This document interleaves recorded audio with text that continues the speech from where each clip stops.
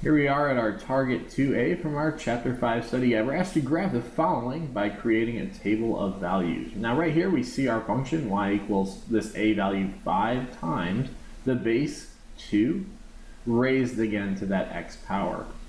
Now in just looking at this, if we were to create an xy table, we have obviously our x and y, and then we're going to throw in some numbers in here. Again, one of our most famous one that we love is to have this exponent as a 0, because anything raised to the 0 power we know is 1. So definitely that exponent becoming 0 is one we want to utilize. We can also then go with, for example, like 1, 2, and then let's go back to maybe like -1. So 4 points should be good enough. Just looking at this, dumping in 0, we would end up with y equals 5 times 2 raised to that 0 power. So y is equal then to 5 times anything raised to the 0 power, again as we said, is 1. So then we just end up with that y value coming out to be 5. So at 0, we end up with that 0.5. Now let's go ahead and move on to our 1. Looking at 1, when we put them in there, we end up with y equals 5 times the base 2 raised down to the first power. Any base raised to the first power is essentially just itself. So again, that's a nice, easy exponential one that we want to use.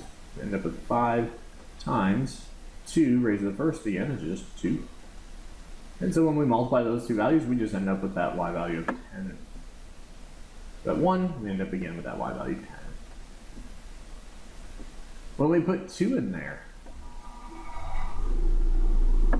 we end up with y equals 5 times that base 2 raised to the second power. Simplifying things up, we end up with y equals that a value 5 times the base 2 being squared, which is then 4. And so again, that y value comes out to be 20. So at 2, we end up with the y value 20. Lastly, looking at just a negative exponent, for -1, when we put them in there, we end up with y equals 5 times the base 1 raised, the base 2 raised to the negative first power. But again, we can't ever have negative exponents, so we're going to rewrite this as 5 times, really this is 1 over 2 now raised to the first power. In which case, when we simplify things up, we end up with 5 over 2. Now going ahead and graphing this stuff.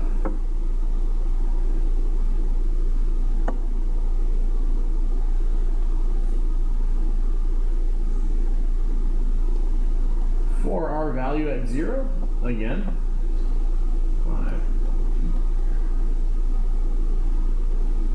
For our value at 0, we ended up with the y value 5. That was right about there. At 1, the x value being 1, we end up with the y value coming out to be 10. So somewhere around here.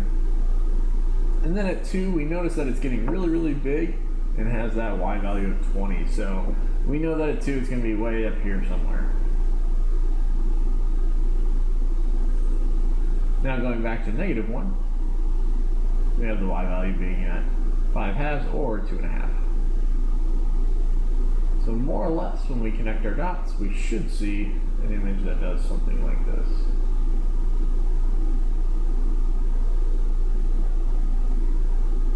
Creating that exponential curve that we're so familiar with.